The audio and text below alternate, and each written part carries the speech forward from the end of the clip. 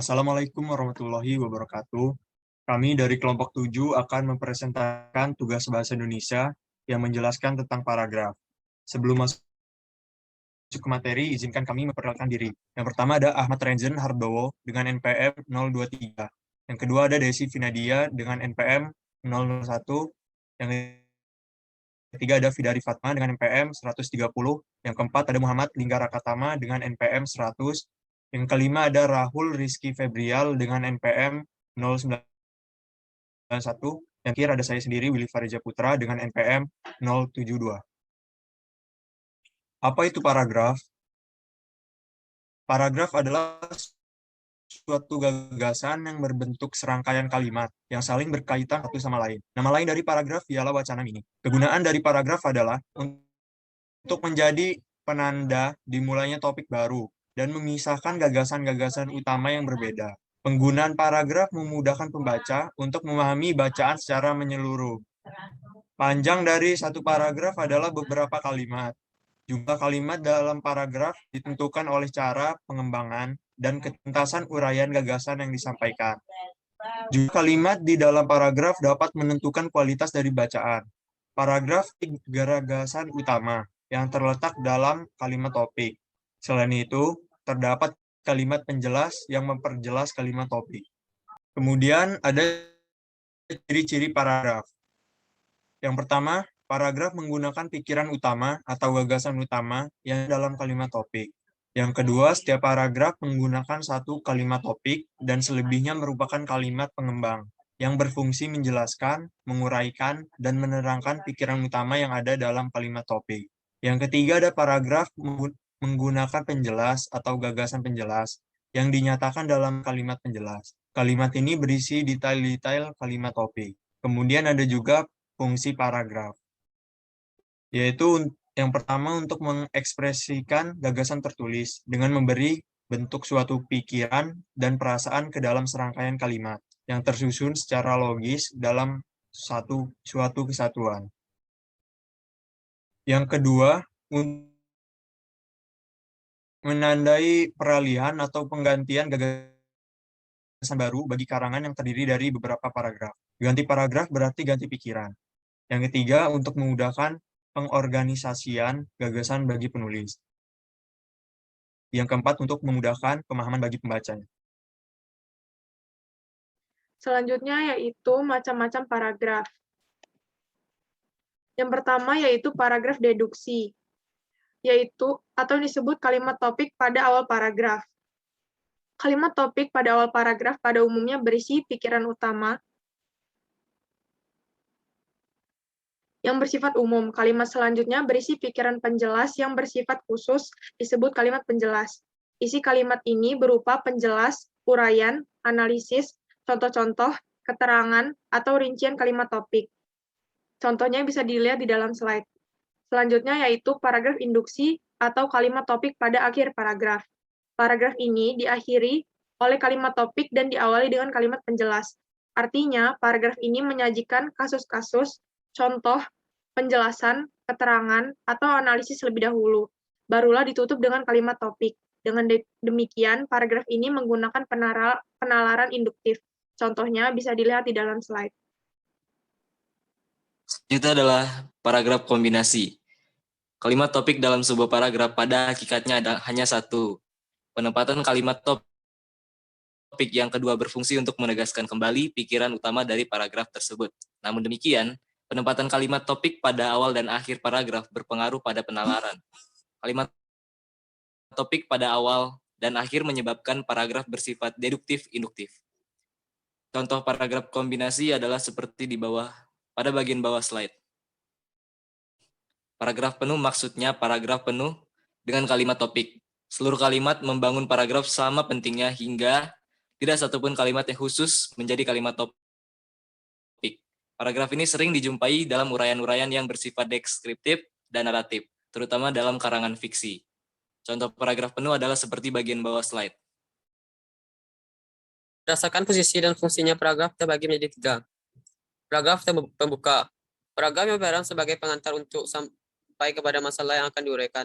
Sebab itu, paragraf pembuka harus dapat menarik minat dan perhatian pembaca, serta sanggup menyiapkan pikiran pembaca kepada masalah yang akan diuraikan. Paragraf penghubung. Masalah yang akan diuraikan terdapat dalam paragraf penghubung. Paragraf penghubung berisi inti persoalan yang akan dikemukakan. Oleh karena itu, secara kuantitatif paragraf inilah yang paling panjang, dan antara paragraf harus saling berhubungan secara logis. Paragraf penutup. Paragraf penutup mengakhiri sebuah kalimat. Biasanya paragraf ini berisi kesimpulan dari paragraf penghubung. Dapat juga paragraf penutup berisi penegasan kembali mengenai hal-hal yang dianggap penting dalam paragraf penghubung. Paragraf penutup yang berfungsi mengakhiri sebuah karangan. Selanjutnya berdasarkan tujuan dan sifatnya. Paragraf dibedakan menjadi 5. Deskripsi. Berawal dari verba to describe yang artinya menguraikan, memberikan, atau melukiskan. Paragraf deskripsi adalah paragraf yang bertujuan memberikan kesan atau impresi kepada pembaca terhadap objek, gagasan, tempat, peristiwa, dan semacamnya yang ingin disampaikan penulis. Narasi atau narration. Secara harfiah bermakna kisah atau cerita. Paragraf narasi bertujuan mengisahkan atau menceritakan. Paragraf narasi kadang mirip dengan paragraf deskripsi. Berdasarkan posisi dan fungsinya, paragraf dibagi menjadi 3. Yang pertama, paragraf eksposisi, bertujuan memaparkan, menjelaskan, menyampaikan informasi, mengajarkan, dan menerangkan sesuatu tanpa disertai ajakan atau desakan agar pembaca menerima atau mengikutinya. Yang kedua, istilah argumentasi, yaitu diturunkan dari verba to argue atau ing, yang artinya membuktikan atau menyampaikan alasan paragraf. Paragraf argumentasi bertujuan menyampaikan suatu pendapat, konsepsi, atau opini tertulis kepada pembaca. Yang ketiga, persuasi. Diturunkan dari verba to persuade, yang artinya membujuk atau menyarankan. Paragraf persuasi merupakan kelanjutan atau pengembangan paragraf argumentasi. Persuasi mula-mula memaparkan gagasan dengan alasan, bukti, atau contoh yang meyakinkan pembaca. Syarat-syarat pembentukan paragraf.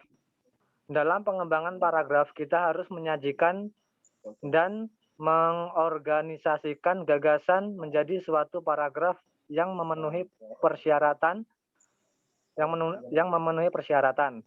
Persyaratan itu ya kesatuan, kepaduan, dan kelengkapan. Yang pertama, kesatuan. Tiap paragraf hanya mengandung satu gagasan pokok atau satu topik.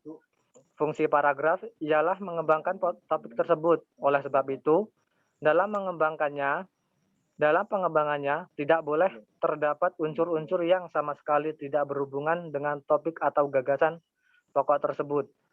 Penyimpangan akan menyulitkan membaca. Jadi, satu paragraf hanya boleh mengandung satu gagasan pokok atau topik. Semua kalimat dalam paragraf harus membicarakan gagasan pokok tersebut. 2. Kepaduan. Syarat-syarat kedua yang harus dipenuhi oleh sebuah paragraf ialah koherensi atau kepaduan. Satu paragraf bukanlah merupakan kumpulan atau tumpukan kalimat yang masing-masing berdiri sendiri atau terlepas, tetapi dibangun oleh kalimat-kalimat yang mempunyai hubungan timbal balik.